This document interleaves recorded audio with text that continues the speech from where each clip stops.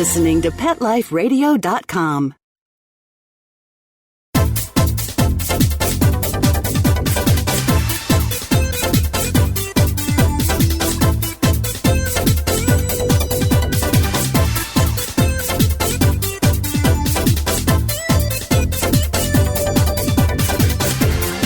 Hello! Welcome to Animal Party on Pet Life Radio. You must have your invitation.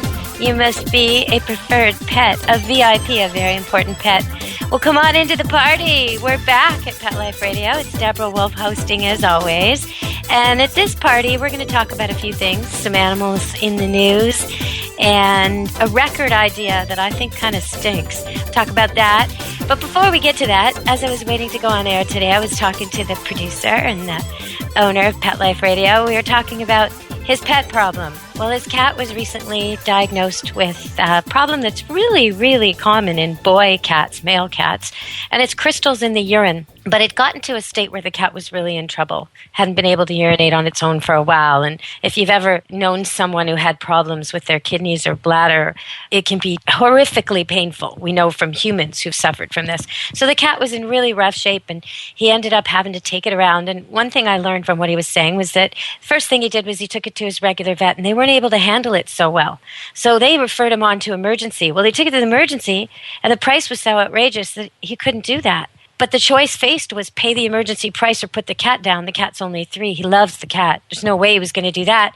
So he had the sense of confidence and peace of mind to walk out. Most of us would feel terrible and choose to put the cat down. We'd be swayed by this. But he walked out and went looking for other options. And sure enough, he found a vet clinic that was able to do it and affordable. And so you just got to keep looking. Don't give up on your pets because of price. Keep looking. There's often a solution out there for the meds or the treatment or the surgery that is affordable. So I'm glad he went through with it. And the cat's fine now. But now he was just saying to me, it's too bad because we have to feed our dogs differently. We can't just leave their food on the floor anymore because the cat was eating the dog food. And that's part of his digestion problem is that he's eating the wrong food. So I said, I was about to say, and then I decided to save it for the air, that that's actually a good thing. Because a lot of people like the idea of food just hanging around. It's sort of a human idea. You know, we like to know that there's always fruit in the fruit bowl. There's always chips in the cupboard. But animals don't really work like that, especially not dogs. Dogs are hunters. And in the wild, wolves and animals like that, they binge eat. They'll make a kill and eat an awful lot, and then they'll wait a day or two and then eat again. And so for them to just constantly have things to nibble on usually makes them overweight. It also makes them finicky. It can also make it very difficult to take trips and know when your dog has to go to the bathroom if you live in an apartment or a hotel because when you're traveling, because you just never know when he ate, when he needs to go. Whereas if it's exactly at 5 o'clock every day and 8 in the morning every morning or something similar, you know he has to poop between 5:20 and 5:40 pretty much. And it's easier. Same with the pee, especially with puppies and kittens. So getting on meal times is never a bad idea for the house training, but it's also a good idea from the confidence perspective. A dog who has a dish of food in the house somewhere, on some level, some part of him is thinking he has to protect that. Now, maybe you've got a doormat dog. Maybe you've got a golden retriever who loves everybody. Well, if you did, you wouldn't have food sitting in the dish. So it's kind of irrelevant for those dogs. They eat it all. They're scavengers. They have to eat it all because they're bred not to kill anything. So they eat everything they can find. That's a different kind of dog. But say you had a little poodle cross. Poodle cross is it's not that into food. Poodles tend to be a little on the thin side. He's going to eat to celebrate your coming home. He's going to eat at certain times. And the food's going to sit there most of the time in the bowl. But always on his mind is the fact that there's food there, that another animal could take it, that a person could knock it over, that a kid could play with it. And for a lot of dogs who aren't that good with kids or don't have kids in their lives regularly, the food bowl on the floor can be a major problem when kids come over. So even if after this call you still decide to free feed your dogs and leave the food out all the time, and you don't think it's making them insecure, and you don't think it's making them a little more territorial, which I would argue with you, but even if you still decide you want to do that, then at least pick the food up when kids come over and pets visit. Give your dog a break. Give the kid a break. You just don't want that. Now, you can have a kid calmly take a biscuit or a piece of the kibble and make your dog sit and give it to him. That's different than a kid going and stepping in the food dish or knocking it over or playing with it as babies will. And don't be surprised if your baby puts it in his mouth. So it's always a good idea to get that food up and out before the kids visit. So that's our first talk today, a surprise little pet question, pet answer that comes so naturally. I can't get over how often I'm somewhere, grocery store, gas station, airport, and sometimes it'll be because of the logos on my truck. Big paws, say Camp Good Dog, and then they'll say, hey, are you Deborah Wolfe? Can I ask you something? My neighbor, my mother, my friend's dog, and on it goes. Or sometimes it's people recognize me. Sometimes it's when I'm actually in the right context, like in a pet store. It's really bad there. I can't get out of a pet store. I often will actually put my hoodie up if I'm in a hurry because I want to get in and get my stuff, and I don't want to answer a million questions. And if I go to a pet store I know and the owner sees me, they'll even contribute. They'll say, oh, Deborah, can you come help these people? Yeah, okay. As my clock is going tick, tick, tick, tick, and I'm worried about the cat I have to pick up at the vet or the dog across town that's waiting to come to Camp Good Dog. But it's always good to get stopped and get asked because I know that the people often are at their wits' end. They've struggled with a problem for a very long time. In the case of a cat, they think they have no choice. Get rid of the cat or keep the problem, which is not true. And in the case of a dog, they kind of blame themselves a lot, think it's their fault. When really, yeah, it kind of is because they're not doing things exactly right. But, you know, I can't fix my own car. I mean, there's lots of things I can't do exactly right. So why not ask an expert? And, you know, it might be something just so slightly off. Like I have a lot of clients, this is a really common one, where the dog jumps on the sofa. They think they're doing exactly like I've shown them in my DVD and on YouTube and everything. They think they're following my advice, but they're not. Almost. So what they do is they shout something like, no, Smokey. Okay, Smokey's looking at them now. And then they say, off, Smokey. And off he jumps off the couch and they say, good dog. And they go and they pet him or they throw a ball or they give him a cookie. Okay, well, that's exactly what I would have them do. The only problem is if the dog is not also given other things to do, taught come, sit, stay, heel, taught go find, taught little parlor tricks whenever he's sort of needy for attention. So when they're watching TV, instead of just sitting there for the commercials, every single commercial break, they get up and they make the dog do something. Shake paw, roll over, play dead, lie down. It doesn't matter what. Just teach him something. It could be the same trick if he's a slow learner. It might take you 2 days to teach something. But after that, he'll get what's going on, and it'll be less time and less time and less time. Even a bulldog, even a pug can learn these things. But the border collie will learn one new trick per commercial, and then you'll have to review so they don't forget them. When you review with a pug, it feels like the pug has never seen this trick before in its life. So be prepared to be patient depending on your breed, or be prepared for an impatient dog. If you have a border collie, a standard poodle, or a Doberman, you got to keep it coming. You may have to get some books out of the library or go on the internet because once your dog figures out you know how to teach tricks, he's going to want more. The pug, the beagle, the basset, they'll be content with a few things like finding food. That's a good one for them, find and fetch. Anyway, so these people are doing everything right, but they're not giving their dog any other way to earn their attention. He is now a one-trick dog, and the trick he knows is jump on the couch, jump off the couch. That's what he knows. He doesn't really care that they're yelling at him or scolding him because right after comes the praise and the reward, and he has no idea how else to praise them. Now, they should teach him to lie down beside the couch and make sure the reward for lying down beside the couch is way bigger than the reward for jumping on the couch and then jumping off again. Yeah, it's good he got off once he got on, but he thinks the two are connected. He's now a pogo stick dog. So you see how it can backfire just slightly, and the people were doing almost everything right. And all they had to do was talk to me or talk to a trainer, call in the show, check out YouTube, Deborah Wolfe. There's 10 tips out there for free. 7 of them, they're all video clips, and 7 of them are training tips, including kids with dogs and jumping up on people. So if you've got a dog that's rude in your life and you would like to just handle it, maybe it's not even your dog, maybe it's a neighbor's dog and it jumps all over you in the morning, this will help you. You don't even need their cooperation. You just need something the dog likes. So you might want to ask them if he's allergic to anything. And then you get a couple of treats of some kind. It can be your leftover dried up salami that you don't want to eat anyway. Or it can be a special doggy treat you buy. Or if they're cooperating, you can even have them give you the treats. And what you're going to do is greet that dog. And when he sits, you give him a little treat. That's it. That's the whole thing. It's very simple. When he's jumping all over you, you don't. Now, if these people are willing to help you, they'll put a leash on him and they'll make him sit. And then you go up and you give him his treat. If he jumps up or breaks a sit at all, you walk away. Try again tomorrow. You don't have to put a lot of time in. It's not your dog.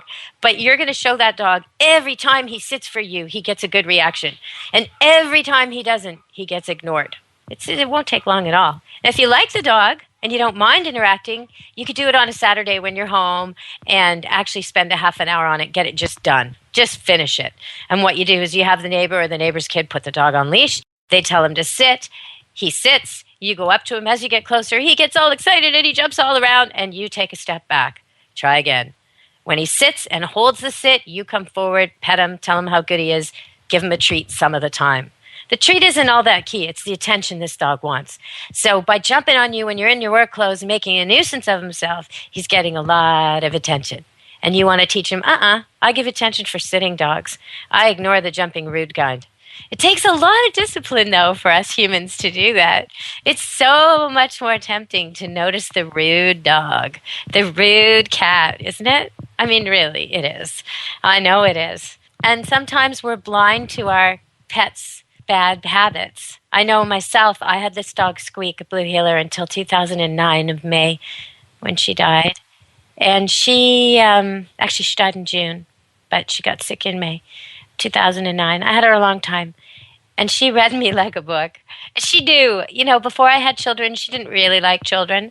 But once I had children, I had it in my head, look, if this dog doesn't behave with kids, it is out in the barn. Not that I would ever give her away or displace her. She loved the goat. She loved her herding work. She'd be relocated with a doghouse out with her herd. That's what would happen if she didn't get with the program of loving kids. Well, I was serious about it.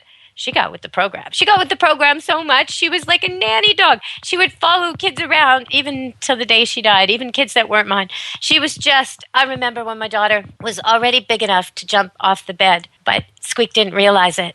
And I was sitting where I could see the bed, but not that close. And Squeak was sitting with me at my feet.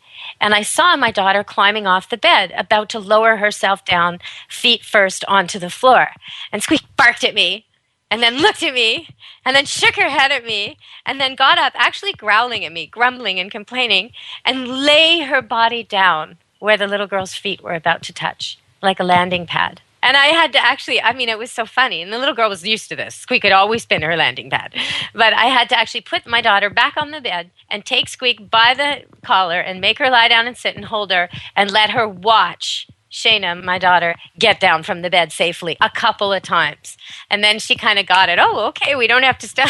She's big enough now. That's not one of my duties I can give up. But that's the kind of dog she became, a real kid dog.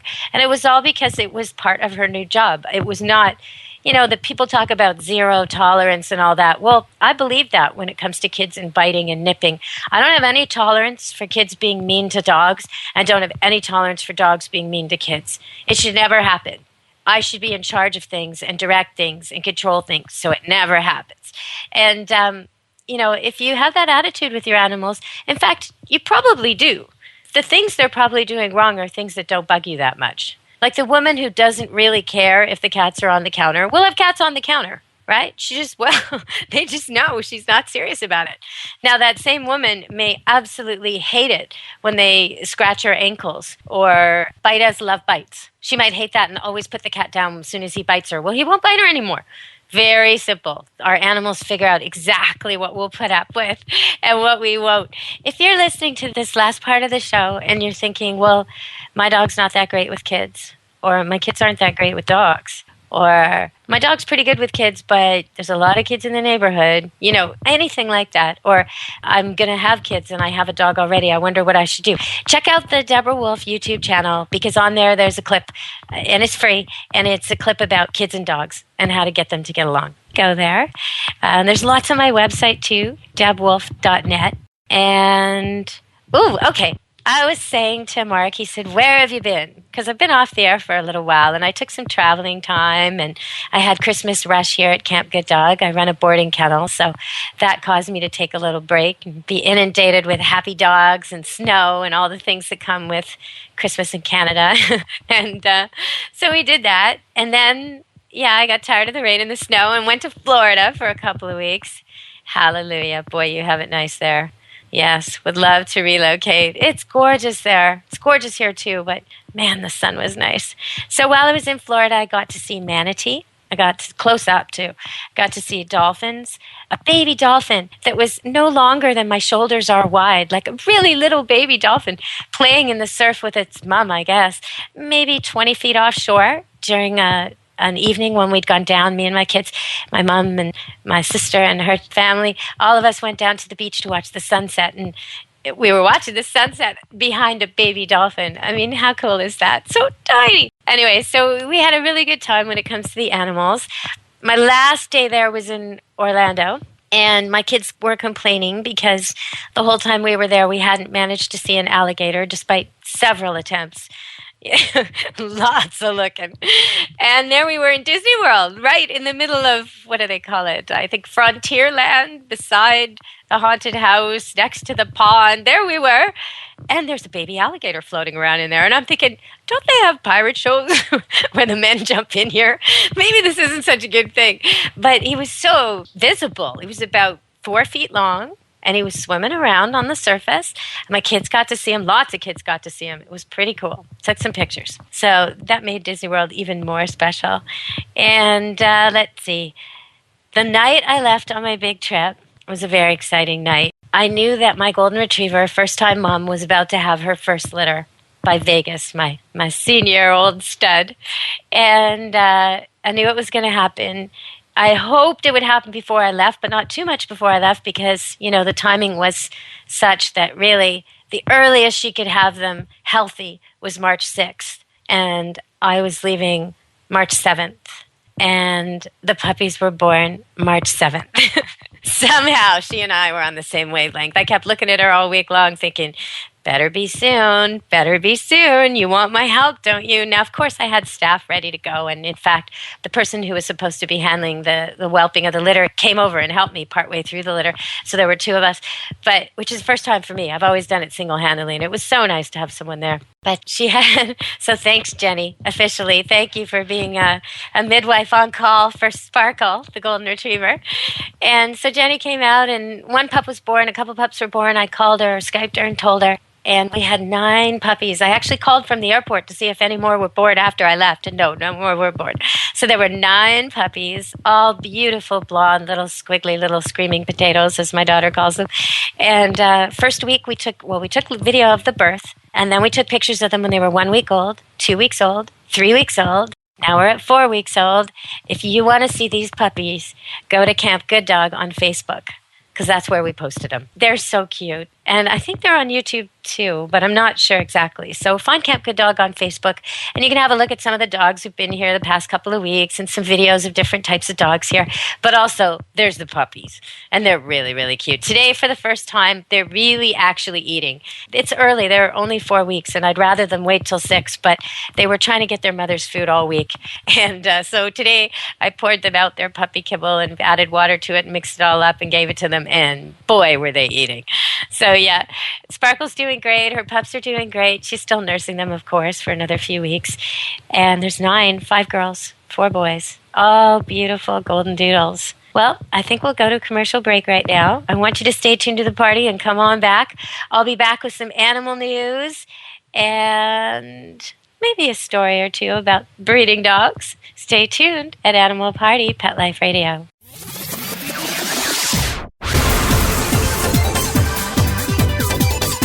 Go anywhere, because the best is yet to come. Stick around. Petco, where the pets go. Petco, where the pets go. Pet Life Radio has tail-wagging, fur-flying, fabulous deals for our listeners from Petco. Get $6 off your order of $60 or more, and up to 40% off the entire Petco site. That's right. But that's not all. Because you're a Pet Life Radio listener, you'll also get free shipping on your order of $49 or more. $6 off, up to 40% off, and free shipping from Pet Life Radio and Petco. To get these awesome deals, go to PetcoDeals.com. That's PetcoDeals.com. Petco, where the pets go. Welcome to GoDaddy.com's Internet Cloud. First, get your domain name from GoDaddy.com. Then, Make your business and personal internet dreams come true. Go to GoDaddy.com. Use promo code PARTY101 and get a .com domain name for just $7.49. Party102 for 10% off your order. Party103 for $5 off $30 or more on any items. Or Party104 for 20% off one-year hosting plans at GoDaddy.com. GoDaddy.com. Domains, websites, and everything in between. Aquariums and pond keeping are among the most popular of all hobbies in the United States and throughout the world. In fact, fish are probably the most numerous pet in people's homes and in their businesses. In Aquarium Mania, we'll learn more about the secret and not-so-secret life of fish and other inhabitants, the basics of good aquarium keeping, the complexities of the aquarium industry, and the science and art that surround this fascinating hobby. I'm your host, Roy Anong, and I'd like to thank you for joining us. Aquarium Mania.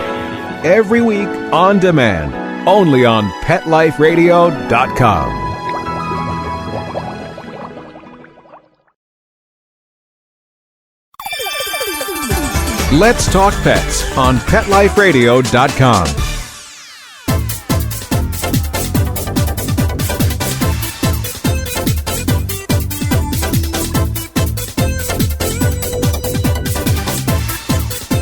Hello!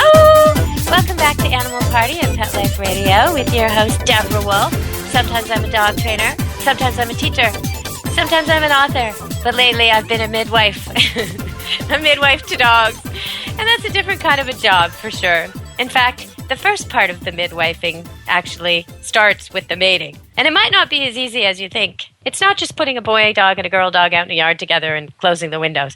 Because when your dog is very expensive, well, when both are, and when the puppies are valued at a lot, and when you don't want medical bills of any sort associated with any of it, you don't just let them go in the backyard, like you might if you didn't care and you had a bunch of mutts, which I wouldn't recommend because most of those dogs end up homeless.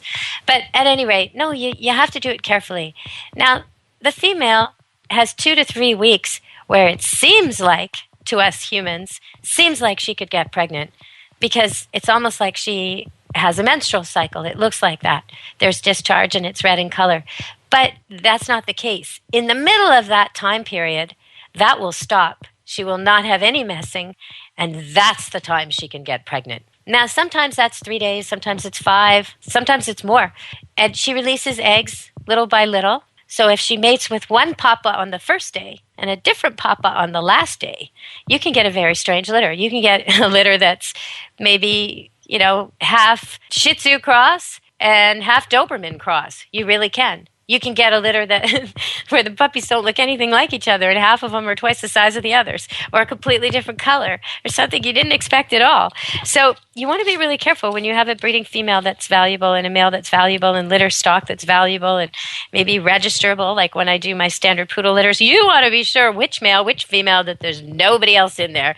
And you also want to know when they actually do it. Because when they actually do it, it takes 20 to 40 minutes usually.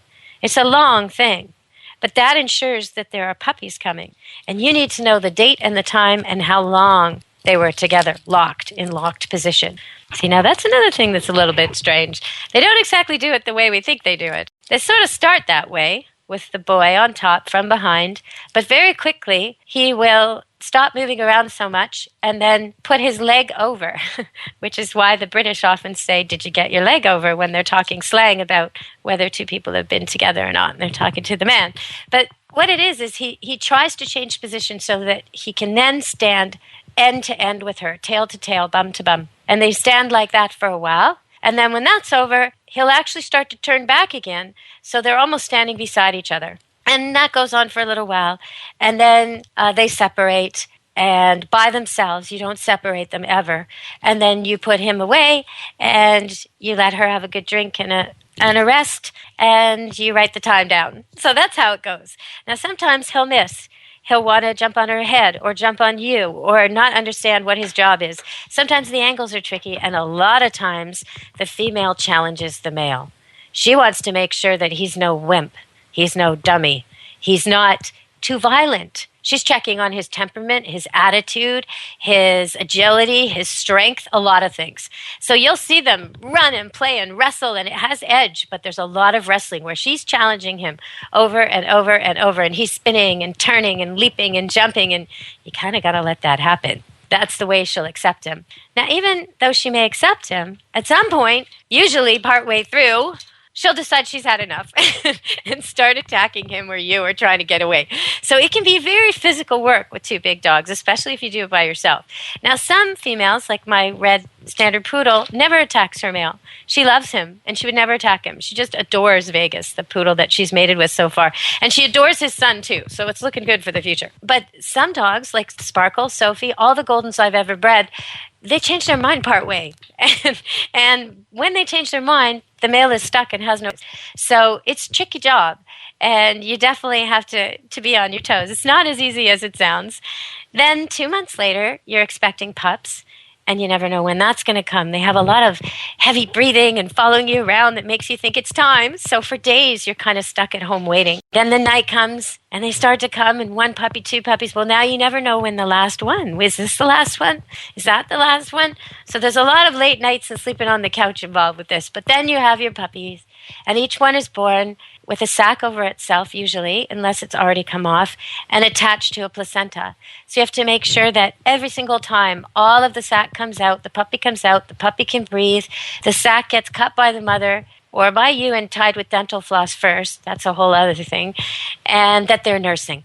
And once they're nursing, you kind of breathe a sigh of relief because you know they're going to be okay. And the last litter, this litter I had, I was so glad they were vigorous puppies, because when I was packing to leave for my trip, I kept checking on her and packing some more and checking on her. And at one point in the evening, I heard this squealing outside. And I thought, oh no, the two rescue kittens have got out. I don't know how they got out because they're locked away, but somehow they got out. It sounded like a kitten outside. So I went running out there to rescue the kitten, and there was a puppy outside. Now, I knew she might be in labor, so I'd already locked up all the gates. It was just a patio. But there was a puppy born, steaming. It had just been born, and it was steaming in the cold, wet, rainy day. And it was covered still and dragging its sack around. It was amazing, amazing vitality to see that, because usually they don't even move. They don't make sound. Anyway, so very quickly I cleaned her up and brought her in to her mom, and the mom wanted nothing to do with her. She looked at me like, what have you got there? That's pretty gross. So I had to tie her cord with dental floss, which I'd already, cleaned the area, cleaned the floss, tied it really tight, tied another 2 inches away from the puppy, which seems like a lot, but you don't want to make a mistake and be too close. And then I tied another cord really close to the placenta, and I cut in the middle and made sure it had stopped bleeding. I made sure the puppy was breathing before I did that, and the sac was all removed. And then I tried to give her to him. To the mom. And again, she looked at me like, well, that's lovely. You keep it. I thought, uh-oh, this is not good. She doesn't know they're her puppies. But the next one came within an hour, and the whole thing was much more with me right there and her on the bed that I'd brought out for her to do this. And the puppy was born, and as it came out, she was right away licking the sack off and getting it breathing, and she was right away cutting the cord, and she was right away taking care of it. And then when I put the first puppy back, she took them both and nursed them both. So it was big sigh of relief on my part. And it was like she all of a sudden understood what they were. I think up until then, all of the puppies she'd ever met had their vaccines. They were older. It's safe for her to meet them. And they were cuter, and they were running around, and they looked more like dogs, these things. She was like, no, that's not what I signed up for. But after she had the second one, she totally took to it, and she's taking care of all of them, and they are so gorgeous. She's just done an amazing job. So check out Camp Good Dog on Facebook if you want to see them. And okay, so now I'm going to switch topics a little bit and talk about a hard decision this zookeeper had to make. I mean, you got to decide in a split second, what do I do? What do I do? I would not want to be in this situation. So it's at the Colorado Zoo, and it's about 2 weeks ago. And a silverback, one of the toughest, biggest gorillas in the whole zoo, gets out and attacks this woman. She needs stitches and everything. I think it was a woman. I'm not sure. Attacks this zookeeper and, cuts the leg and tears the muscle and really, really attacks this person. So the person has a choice. Can't get out. Can't do much against a silverback. There's another cage with a mama gorilla and her newborn baby. And so the zookeeper goes in there. Now, I'm guessing the zookeeper was a woman, because she was completely safe in there and nothing happened. And then she radioed and they got her out of there. But I'm guessing she was a woman because I think if a man had gone in there, it wouldn't have been as good. But gorillas do raise their young in groups of female colonies and with one silverback that sort of visits. And it's possible that that's why. But what a decision to make. Do I go with the girl, the new mom who might be very, very, very protective, who's also 200-something pounds, or do I go with the 800-pound male who's attacking me? I guess it's not that hard a decision, but a terrible decision. And she must have been sweating and bloody and fearful and all the things that would set a new mother off. Boy, she must really know her stuff to be able to do that. Years ago, I worked with baby gorillas. Not for very long at all. I was a temporary to cover for the guy who broke his neck, guy before me. And he broke his neck because they were playing with him. They would swing from their monkey bar apparatus down onto the people. And sometimes they would sort of hang off your neck by one hand and then swing up again. Well, these gorillas, they look like babies. They stand up to your knees or up to your hips, but they're heavy. They're heavy like a person. And so they can really, really hurt you. So I don't know how that zookeeper had the presence of mind. It's pretty amazing. And life in the zoo is different, for sure. I wish there was a way we could only use them for endangered species and regeneration of populations and relocate everything else away, because I do feel so, so sad for the boredom that the animals must encounter. When I think of those dolphins I saw in the Gulf of Mexico, and I think of the dolphins at the tank with the fake facade wallpaper that's supposed to look like the ocean, it's crushing. I don't like to think about that. But, okay, so let's talk about the bears. Well, this is a funny story. How would you like to get up in the morning and hear your kid screaming from the kitchen, "Dad, there's a polar bear in the kitchen! Dad!" Okay, well, that actually happened. Now, the kid who ran into the polar bear is not exactly a kid. He's 29 years old, but still enough to scare anybody. So this 29-year-old is over at his dad's, who's 55, and he goes to the kitchen early in the morning to get something to eat. And he heard a ruckus. There was this noise in the kitchen that he wasn't making. So he flicked on the light, and there was a polar bear. There was also his other son, his daughter, her 3 children, and her boyfriend, all sleeping at 4 a.m. when this happened. The bear was starting to retreat. The guy fired 2 shots over its head to frighten it, because he was scared if he wounded it and didn't kill it, it would come back at him. A smart man, because these things are near impossible to kill. It's a very, very, very large animal, 2 or 3 times the size of a normal bear, really. And they're not known for backing down. They're really not. These are hunters. But the bear did leave. He had beaten doors and broke windows at 3 other homes. He'd killed some sheep and ducks, but without stopping to eat. Now, that's always a sign. You know, I had a mountain lion come to school near here about a year ago and kill a bunch of petting zoo goats that were there at the school, but just left them. When that happens, they go hunt the animal down because they're not hunting to feed their hunger. They're hunting for some other reason, and it's dangerous. At least that's what the authorities say. So the local RCMP got wildlife officers to go shoot the bear. And it turns out the bear weighed 300 pounds. So this is the first time they've ever had a bear show up in someone's kitchen, a polar bear. And that was in Newfoundland. Scary, scary. Now, there's bears in Montana coming out early. So if you live in bear country, you already know what to do. You know to make noise. You know to bring dogs on leash so they don't run off, chase the bear, get the bear mad, and run back to you. So they bark with you, keeping the bear away. You know never, never to have your garbage and your recycling and your compost and all that attracting the bears, the birdseed. Bears are coming out early. The winter wasn't cold enough. So you've really got to watch it. Now, here's an interesting thing that I found in the news. In New York, actually in Connecticut, they have this thing called Amnesty Day, where once a year, I'm trying to see what day it is. It was just this past month in March. I'm not sure what day. But once a year, the zoo there offers Exotic Animal Amnesty Day. And it's in partnership with the government. And what they do is anybody with exotics that they can't handle, bring them in. There'll be no penalties, no fines, nothing. No questions. They'll just take them and take care of them. The first Amnesty Day was held at the zoo in 2009, and it came just months after a 200-pound chimpanzee in Stamford, Connecticut, viciously mauled a woman he had known for years. The chimpanzee, Travis, was stabbed by his owner in a desperate attempt to subdue him, but it was a gunshot from a police officer that ultimately killed him.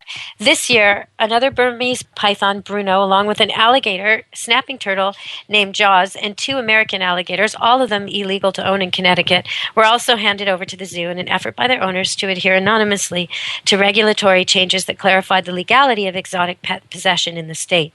So I think this is a great idea because sometimes people get an idea, they're going to get an attention-getting pet, something that will, be like a conversation piece. Oh, I'll get a monkey. Oh, I'll get a parrot. Oh, I think I'll get an alligator. Ha, aren't I cool? And, as you can tell from my tone, I'm not too impressed with that because usually they don't research what's involved. Normally they have no idea that the parrot's going to outlive them, that normal for a parrot would be 85 years, or mountain lion in captivity 50. I don't even know the lifespan of an alligator, but I'm guessing it's longer than the attention span of the person who got it. And that's the critical point here. Monkeys, easily 80. Easily. And, a little baby monkey is not the same as an adult monkey, just like a little baby wolf is not the same as an adult wolf. In fact, wolves change a few times in their lives, at 2 and then again at 8 usually. So what you get at 6 is not what you're going to get at 9. And these things are not dogs. These monkeys are not babies. And these alligators are not fish. This is something that really, it's a bad idea for almost everybody. Unless you live on a hobby farm that's been fitted out like a zoo and you really know what you're doing, and there's a reason you're doing what you're doing, this is really quite a selfish thing. And I think the more we can do to help people get rid of these animals without releasing them into the wild where they can do so much damage as invaders foreign to the environment, or without keeping them in tiny, tiny cages. I mean, oftentimes they'll go by what the seller tells them. And the seller will tell them whatever they want to hear. If they say they want a small reptile, the seller might tell them, oh, keep it in a small cage, it'll stay small. That's not true for most. It'll just be cruel. It'll be big and it'll be crowded and it'll be cruel. So really, you got to look elsewhere for your information. Then get totally set up and maybe try it for a while. Go volunteer at a reptile society near you because this is a problem in every city all over North America. There's always going to be reptile refuges and places that need your help where they're rescuing these things. So if you have a real desire, a kid who's just dying to have something like this, get him doing some volunteer work instead. Chances are after 6 months, he'll be over it and he'll have done some good instead of some bad. Okay, so that's a couple of stories from the news. I think we have to break for another commercial, so I'm going to have to hold the party. We'll be back in a minute with Pet Life Radio, Animal Party. Stay tuned and come back with Deborah Wolfe. Don't leave this party before it's over because the best is yet to come. Only losers leave the party early anyway. Party on. Back in a few. Every pet is unique. Maybe they're gray in the muzzle, yet young at heart. Maybe they're growing out of the puppy stage and into their paws and ears. Or maybe they're just trying to maintain a more girlish figure. At PetSmart, we have the right food for your pet at a great value for you. PetSmart. Be better together. Go to PetSmartDeal.com and save up to 30% on awesome gifts for the pets and pet people in your life. Toys, collars, leashes, PetSmart gift cards, treats, and more. Go to PetSmartDeal.com today. PetSmartDeal.com.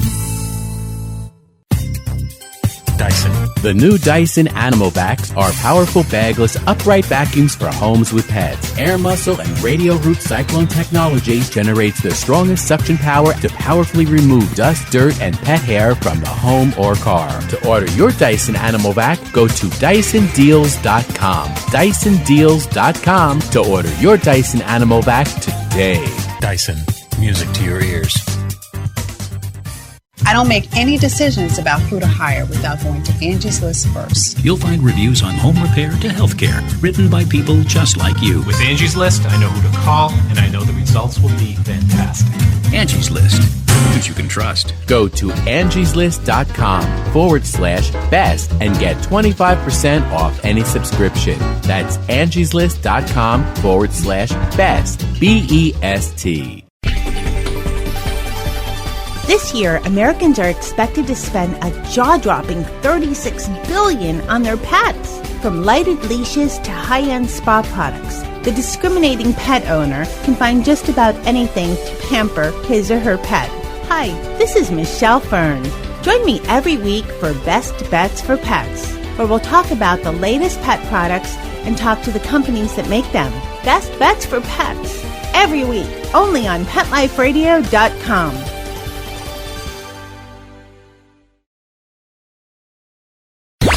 Let's talk pets Let's talk pets on Pet Life Radio. Pet Life Radio. PetLifeRadio.com.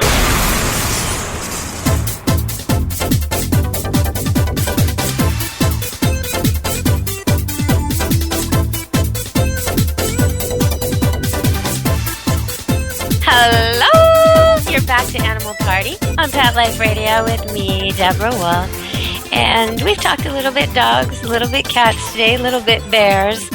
So I told you I'm not so happy with this new record promotion. I'm kind of mixed, actually, because Jack White has a new album out, brand new Blunderbuss it's called. And what I like about it is that he's used tiny 45s to publicize this. He's used these tiny little records that I remember from when I was growing up. I used to get the Disney records, book on record, and you would turn the page when Tinkerbell went pring, and they were that size. I have really good memories of the 45s.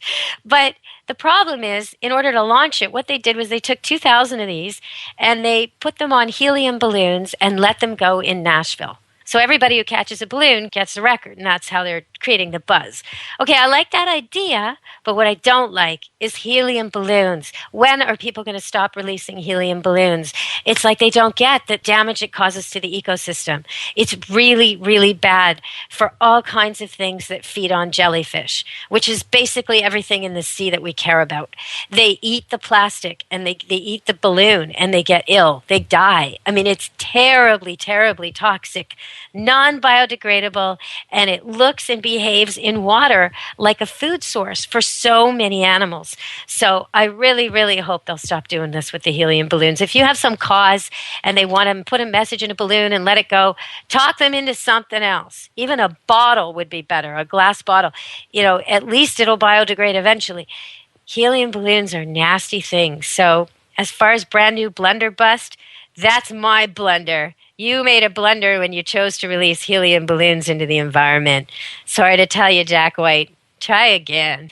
I want to talk about spring cleaning. Okay, so whenever you can, and you've got pets around, use green things to clean. Now, what do I mean? I mean the stuff that smells so yummy to us, that makes it seem like your house is clean before you've even started. Most of that stuff has a lot of chemicals in it. And because dogs and cats are so small, they get exposed like children do, like babies. And because they're low to the ground and naked and barefoot, even more so. If you can imagine taking a toddler with no clothes and no shoes and wiping it across your floor or counter right after you've bleached, that's the kind of thing we're doing to our pets. So they can get really sick from all this stuff, and sometimes they can get just a little bit sick all the time, and we don't even notice that it's hurting their health. So what I suggest is you go online and you find some good cleaning solutions. One of my favorites that I use so many places is vinegar. You put vinegar with water, like a half-half mixture for your kitchen counters and sinks and stuff like that. And if the mess is more serious, you just go higher on the vinegar. Cats hate it. Hate it, hate it, hate it. If you wipe the counter with it and they get up there, they'll start sneezing. So that's another reason I like it so much, is because it repels them from the places you don't want them. Now, I wouldn't clean their litter box with vinegar because I want them to use their litter box. I would just clean it probably with baking soda and water, and then maybe with vinegar, and then rinse it out really well in baking soda and water, and then start over. But any place you don't want them messing, vinegar is the key.